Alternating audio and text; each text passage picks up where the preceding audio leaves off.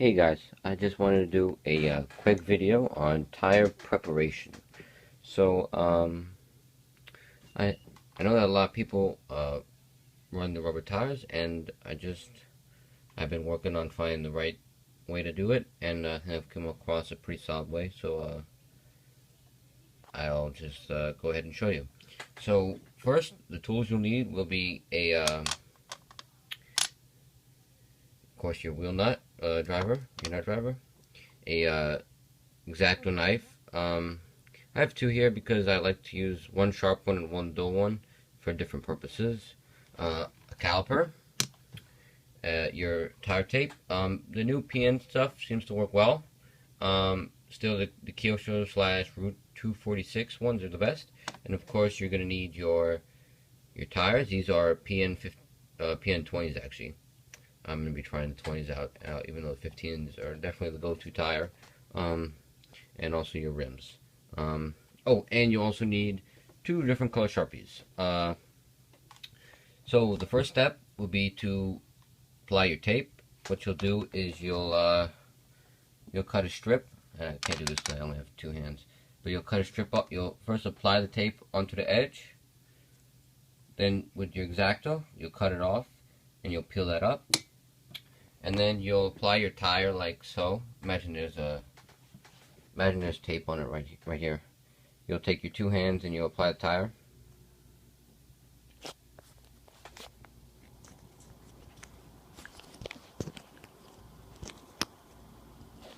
Anyways, sorry about that. So you have your tire on. And imagine there's tape on there. And then with the tape, usually you should be able to shift it around. But what I like to do is I like to just run my thumb around it like this.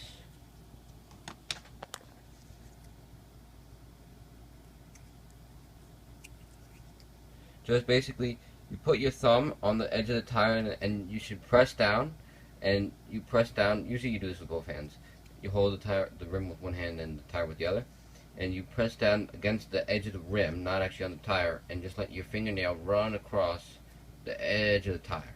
And basically, you do this so that you get a tire that sits perfectly even, and it's not wobbly and stuff like that. And then what you'll do, of course, is you'll take your tire truer and you'll put it on and you'll run it. And generally, I like to do 22 millimeters, and so this is what it looked like.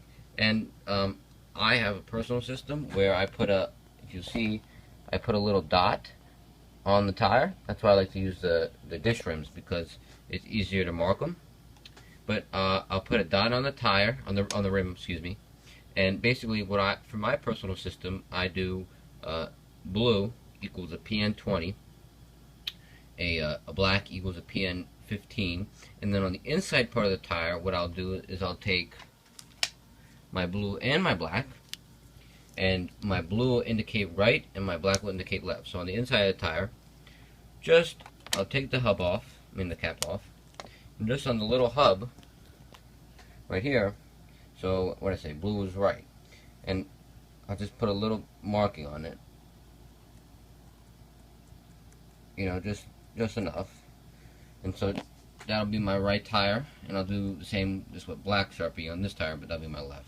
It's important not to crisscross them, especially with the rear tires. Because they have a certain tread, and you want the tread to point the same in both directions. So what you'll do is you'll look at the tread. So, for example, I have a rear tire right here, and you can see the way the direction of the tread. Actually, you want to be faced this way. So basically, you put this one on, and this could be either left or the right. But basically, when you put it on the rim, the tread's only going to point in one direction. These are one direction treads. So when you put on the rim, it'll go like that, and that's the way you want it to spin. So you'll mark it, that will be the left one, and then you'll mark the other one, that'll be the right one. Because what happens is if you switch the rim around, you rotate it like this, and you'll see it'll run in the reverse direction. And basically, even though if you switch the tires around, the treads will still be pointing in the same direction, hopefully if you put them on right.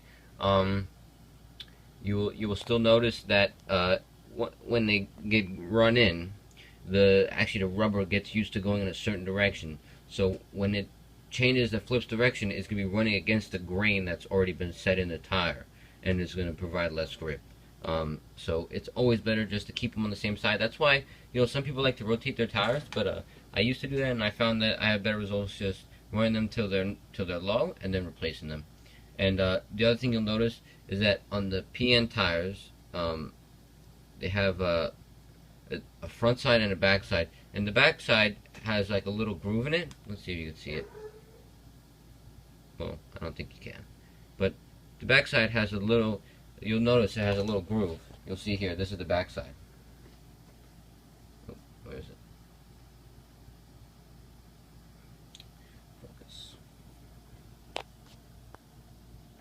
You see, that's the groove. See the groove?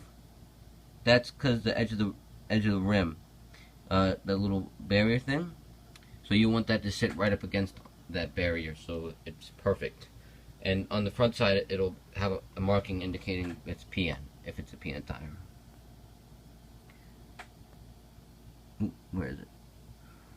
Oh, this camera's not going to pick it up, but that's what it does. And you just want to make sure you have that on the right side. And for the rear tires, personally, what I like to do is I like to sand. This is so I could just reuse them easier. I like to sand that little ridge off the side of the tire. And I'll take my electrical tape. This is some very thin electrical tape from Harbor Freight. Actually, I was using another one that was kind of thicker, and I've just been using this very shortly, like just the last couple of tires I've been preparing tires, and it seems to work much better with the thin electrical tape. And basically, let me see if I have an example to show you.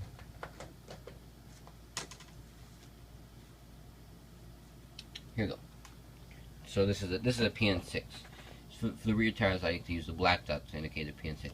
But you'll see how I actually have tape running over the edge. And basically, I'll pull the tape over so it's even. But then I can, because the tape is so thin, I can actually stretch it and fold it over the edge. And that way, when I want to go and glue the tire, it's very simple. Because the tape works okay for the fronts because I'm gluing the front part of it. I'm gluing the sidewall anyways, and even if I'm not, they're not under that much load.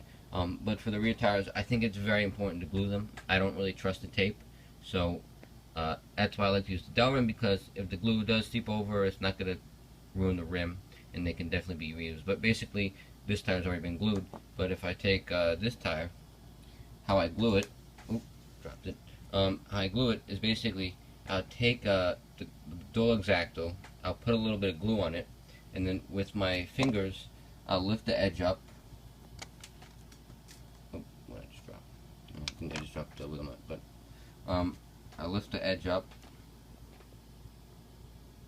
Well, I can't do this right now, but I'll lift the edge up with my hand, and I'll stick the X-Acto with the glue on it, and I'll go around in a circle like this. See? So I'll take my X-Acto, and I'll have it slid underneath there, and I'll go around in a circle like this, and I'll pull it out. I'll do half the tire, put more glue on it, do the other half of the tire, then I'll flip it around and do the back side. And that's what I do on the rear tire, at least, and it seems to work well for me. And you'll see, it looks pretty good. And I like to use a medium to thick glue when I do these. Typically with the foam tires, I like to use the thin one, but with the rubber tires, because I need a little extra time to make sure to run my finger around the edge to make sure that I get everything even, I like to use a medium. So there it is. That's the way I do my tires. I like to chew the fronts, not chewing the rears, and hope you learned something. Thanks.